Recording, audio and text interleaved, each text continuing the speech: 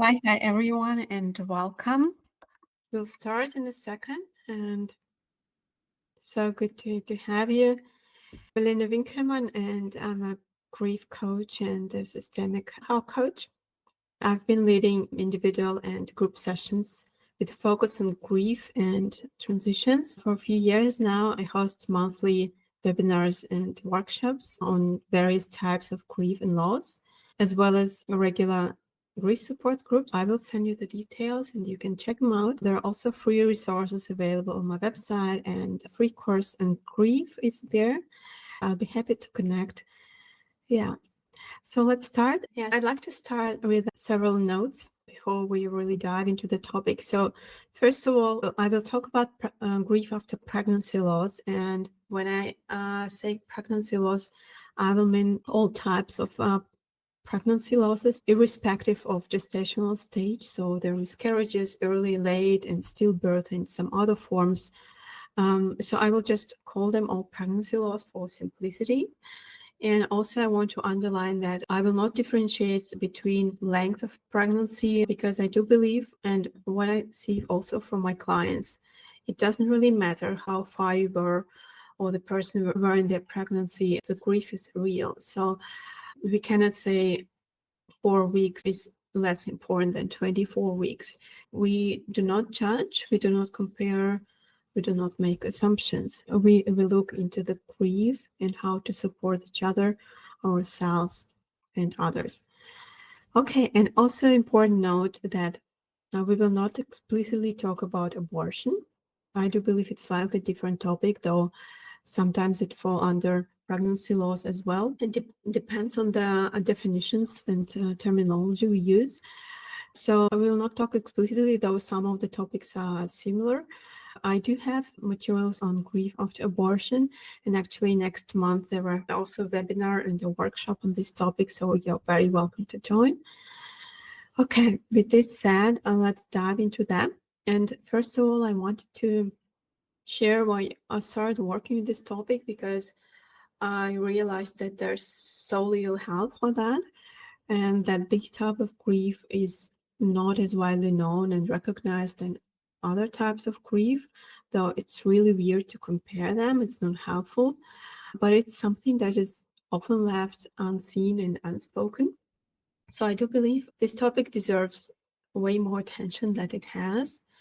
And this grief can be really complex. And I do believe there are also a lot of misconception and judgment about that.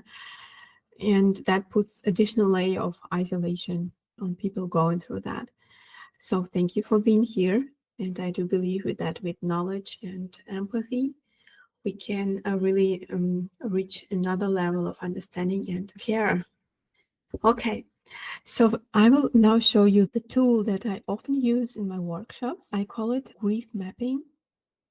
The goal is to explore different dimensions of grief, because sometimes it's less known that the grief is not only about feeling something or experience something physically, but also it changes a lot.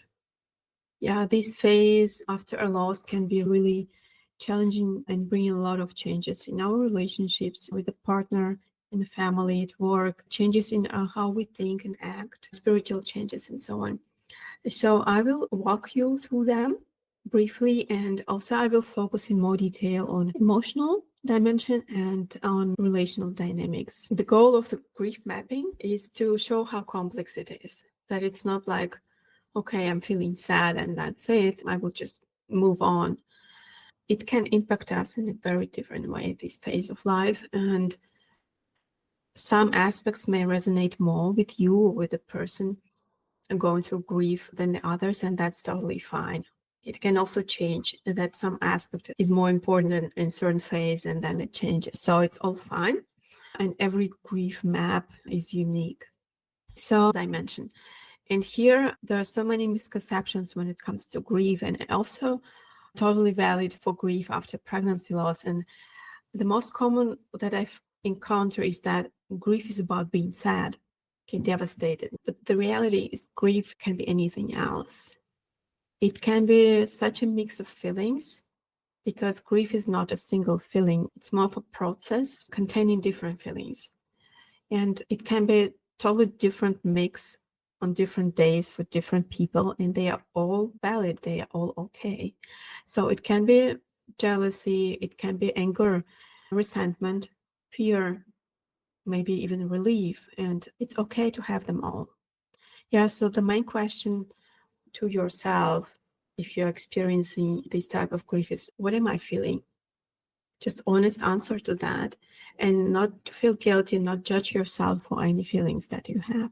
Yeah, because emotions can feel overwhelming and confusing enough as they are. And if we judge ourselves for them, it can get even worse and more challenging to navigate. And also, when we acknowledge our feelings, we can find better coping strategies to address them. So my invitation is to really look inside and say, okay, what am I feeling? What feeling is most dominant now? Or what feelings are most dominant now, visible? And to reflect why. Behind each feeling, there is a need. So feelings are not bad or good themselves. They're just signals that our body sends us. There's something behind the feelings. Like, for example, if something important is not there, there is a loss, right? We may feel sad. If we feel angry, maybe our boundaries were crossed or something was unfair. So the task is to first acknowledge them without judgment, possibly, and to recognize the needs behind it. One of the less expected feelings I encounter is jealousy, and a lot of people talk about it, and they feel guilty for feeling jealous for other people who are pregnant or have children. But the thing that it's absolutely normal to feel jealous, because this is something you wanted so deeply and it's gone. You cannot have it and the others have it. And that's unfair. It doesn't mean you wish them bad or you're a bad person for feeling that. It's just a normal response to that situation. Of course, we shouldn't put that jealousy on them or hurt them. We need to manage our jealousy. But the first step is to acknowledge, yes, it is there for a reason. And you're allowed to feel that.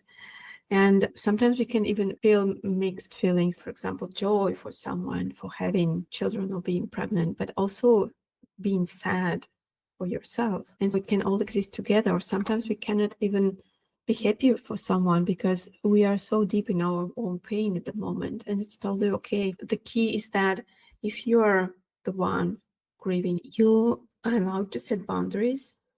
If it's something feels too painful or too invasive, and it's okay to excuse yourself from baby showers or take breaks from social media or some conversations around the topic. You can communicate that you need space, that now you're feeling really sad and hurt. And if you're those who want to support a person, it's helpful to be mindful of this kind of situation that you think might affect them. So if you're those who are pregnant and with kids and your friend or colleague lost the pregnancy, it's helpful to take extra care of the communication. So of course, not to hide it intentionally and not to avoid the topic at all, but also to acknowledge that they might need their space and boundaries and to communicate that openly with them. So, and provide them your empathy and support. Yeah. What I often see is fear, a lot of fear and anxiety. So fear for the future, most of all. For example, people can be afraid to try again, to face another loss, fear of not being able to have other kids, fear that the relationship change and shifts in a direction that you don't want, fear not to have your dreams fulfilled, but also fear to experience the same pain. And that is absolutely valid.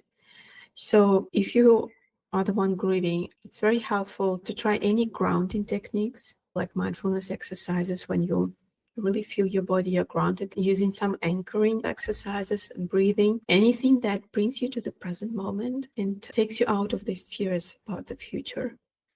And even the little moments of peace, like seconds sometimes, when you get this deep breath and you ground yourself, can make a difference. And of course, if you're ruminating and you get so overwhelmed with fear, it's really worth to talk to a therapist. And there are a lot of techniques to work with fear and anxiety. We can address them all here, but it's possible. You don't have to be with your fears alone. And if you're the one who wants to support the grieving person, so what is not helpful? is to say, it will be fine next time. Yeah, it was just, a minor thing, and don't even be afraid about that, because it sounds like you're making it smaller, this fear. And it's important to validate it and acknowledge it. And the best, I think, that we can do to support a person is to say, it's so understandable to feel scared. It's just so normal to feel scared. And I'm here for you if you want to talk. Because we cannot fix it, the fear, but we can offer our presence for it. So another thing that is very common besides sadness, numbness, fears is feeling of failure. People often see a sense of failure after pregnancy loss, even though it's almost always beyond their control. Like, it was my fault because this and this happened. I should have done this better. I should have been more emotionally invested. I should have taken care about myself, and now I'm a failure and I don't deserve even to take care of my body anymore. Or I don't deserve even to try anymore because I'm a failure. I won't make it. And here, what is possible to do to support yourself is to talk to a person who knows the causes of pregnancy loss. Either it's your medical provider, a therapist, in the groups where they discuss those topics. So it helps educating yourself why it can happen, because in most of the cases it's beyond our control. And it can help to question your feelings of failure, to question, is that really true? And often we know that it's not true. But sometimes it's easier to feel like a failure than to really allow yourself to accept that it was beyond your control. There was nothing you could do, because this helplessness and not being able to control the outcome is sometimes harder to carry, right? So please educate yourself, ask for advice, talk to other people, talk to your family and your partner if you have supporting family. And if you're the one who wants to support the grieving person, please do not say everything happens for a reason, or it was meant to be that way. It's just an absolutely no-go.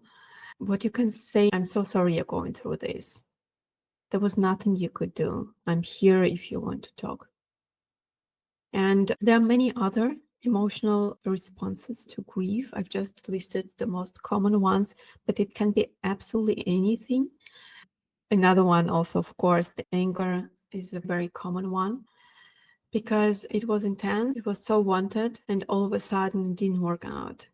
It is unfair, and the anger can be a response to that. The good thing in anger, it's a very active emotion, and it's important to direct it in a constructive way and not to put it out on your loved ones. Anything that helps you release your anger, like movement, writing down, talking it out loud with yourself or somewhere in the nature, something really active, just to get it out. It really helps. And also anger can be something that covers other emotions. For example, again, helplessness or deep sadness that we don't want to admit, because anger is that active that we want just to get it out. And deep inside, we can just be so deeply sad and bitter because it's so unfair and we are so devastated. So I invite you to explore your feelings, and remember, there is no right or wrong feeling in the grieving process. They're all yours, and you have your unique process in grieving. And there is no structured process for it. There are those well-known stages of grief. They are not true, or not true for everyone. It's another discussion why they are not true. This concept was created based on completely different situations and not based on loss of the loved one. So actually, grief can look absolutely differently, and this is totally fine. So the general recommendation here, if you are grieving, to acknowledge all your feelings. They are absolutely valid, all of them. If you see them and you make space for them, they will be seen and acknowledged. The easier will be for you to address them. Because the hardest job is always to take care of those feelings that are pushed away and stored somewhere and hidden somewhere. Those can be really difficult to address long term. So take your time to not to be in a rush to move on as we expected many times. And if you are the one supporting a grieving person, the best thing you can do, and this is valid for all types of grief, is to offer your presence, your attention, and your support. And it includes not trying to fix it or not trying to make it better, because there's nothing to fix. There's nothing you can make better. The loss has happened. And the best we can do is acknowledge it and to see it and allow the person to feel the way they feel, and not to expect them to feel better. Because actually, honestly, I do think maybe we cheer up people with a good intention, but in many cases, we are just not comfortable with their feelings. We don't know what to do when a person cries or is sad or devastated or angry. We usually don't learn these things, and this is the reality. And the person needs in this moment to be seen in their pain, to be seen and held. And this is the best we can do if we have this relationship with this person, that we can provide a space just to be with them, to ask them, would you like to talk about it? Or would you want just to sit and be silent together? Please do not say like, everything happens for a reason. You can try for another baby. It's not that bad. Look at the bright side of things. And it was still early pregnancy. It was not even a baby yet.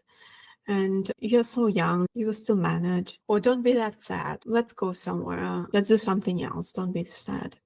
Because by saying that, we minimize the pain of the person. And this is not helpful at all.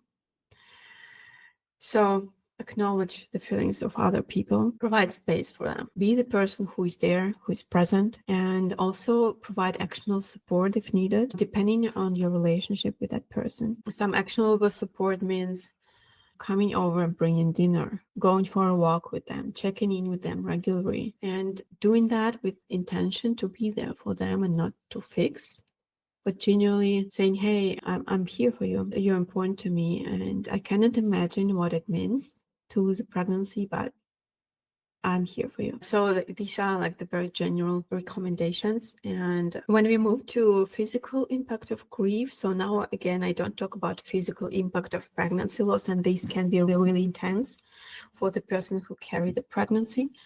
So not to forget about that too, that people have hormonal changes and pain from medical procedures or medication or anything else. When it comes to physical impact of grief, people may feel really exhausted and tired, have headaches, mental fog, and muscle aches, and anything else. So it's important to recognize that it's okay. It also can be manifestations of grief. And so this is why what you can do is to stick to your self-care routine, though it can be really hard, especially if you're the one who carried the baby. I know there are situations when you say, I don't even want to take care of myself anymore because that body didn't give me what I wanted. And that's absolutely understandable.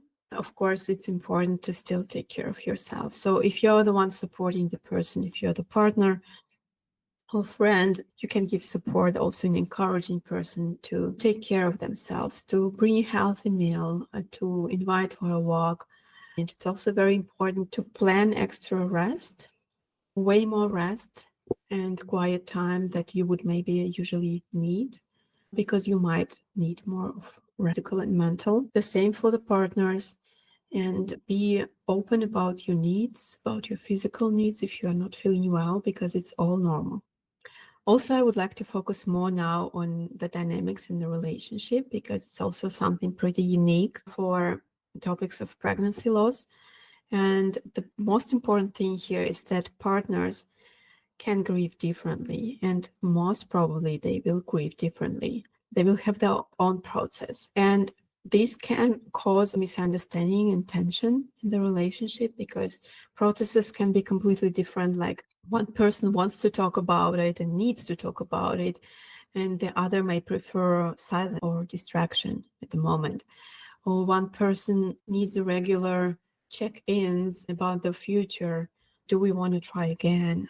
Or what will happen next? And another partner is not ready even to talk about it.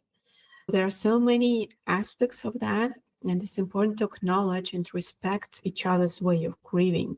and communicate. Communication is, of course, the key here because there are so many aspects of that are different for every person. It's important to talk about where you stand mentally, emotionally regarding your future hopes and wishes. If you want to try again and when, or when do you want to talk about it again? What is important for you now? What are the priorities? How you feel? And also to acknowledge that it can be completely different from yours. For the partner who was carrying the child, there should be an extra understanding of the physical processes going on because they're, again, as we mentioned, hormonal changes can be huge, and all other consequences of going through this process can be really intense. And so there should be an extra understanding from another partner. But nevertheless, both partners should be open about how they feel to be able to support each other. The timeline can be different, and it doesn't mean that one grieve more and one less. It can be just a different way of grieving. Some need more active processing, so they read, going to the groups, they do a lot of sports, and some need a lot of time alone to process and decide what to do next, or they need a lot of time to be able to take care of themselves again. So what helps here, also regular check-ins with your partner, and also not to forget that you're still a couple and there are more topics that unite you as a couple. And it's important to still spend time together, to plan something together, and to feel that you're connected and that your relationship is based not only on the idea of having a child, but there is more to that. Yeah, and to feel the emotional connection. Intimacy can also change, and it can be also physically different and may need patience. It can also be emotionally intense because one partner may not be ready to start physical intimacy again, and maybe there will be a lot of fears to get pregnant again and to face the same pain, or maybe physical intimacy will be reduced only to procreation if the couple decides to try again, and this takes away the playfulness and the emotional connection that also belongs to it. So it's important to be open, very open about it, to see how you can support each other and what the needs are. Yeah. And if you're the one supporting and the couple are going through it, first of all, show your respect and understanding that everyone has their own way to grieve, and do not compare, do not make any comments, don't push them to process their grief at the same pace. So again, it's more about being present for them and to offer your empathy. Another thing that is important to do as a couple is to develop certain rituals or agree in certain rituals. And it can be really helpful to do something together, like lighting a candle, planting a tree, or creating a memory box. Nowadays, luckily, there are more and more rituals like funerals for a lost baby. So depending on gestational stage, either like it's real funerals or symbolic funerals. And I think it's absolutely wonderful because it closes circle of life, and it gives this recognition that it is important to us. It is in our life. So if you can organize a funeral or any kind of ritual similar to that, is absolutely fantastic. And other than that, any kind of rituals that bring you sense of honoring, connecting can be really great. Also, to have some space to go and to connect, as I said, like planting a tree or maybe doing a little sculpture in your garden or on your balcony. There are a lot of variations that you can try out. And also rituals of letting go, and this can be done either individually, also with a partner, releasing of anger, of frustration, of this deep sadness that is really hard to carry. It doesn't mean that you can release it like all at once or at all, but it can feel lighter. And typical rituals of release are like throwing the stones in the water, imagining that you're releasing the weight that you're carrying, throwing something imaginary, for example, from a hill, from a cliff, or maybe also like stones. It can be writing a letter, and then you can store it or burn it. So there are a lot of rituals that can be helpful. So look what works for you. Okay, and also if you don't have a partner, it's very important to find a circle and not to be alone with that. because everything you're going through, a lot to carry on your own. And on the top of these physical changes and emotional changes and saying goodbye to your dreams and hopes of your future with this child, it can feel so isolating not to have someone. So it's good to talk to friends, to therapists, of course, to coaches, to go to the group. So not to isolate yourself in your grief, because it can be really tempting to do so. And on some days it's totally okay, of course, because we need our space.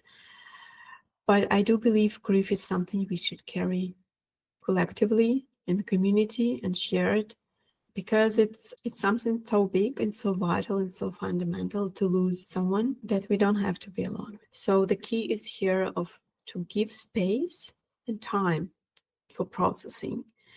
And that's why I like rituals so much, because this is the time we really take time consciously. We don't push something away. We prepare, we see it, even if it's 30 seconds or a minute to light a candle. Still, we do it consciously. And this gives the space to process.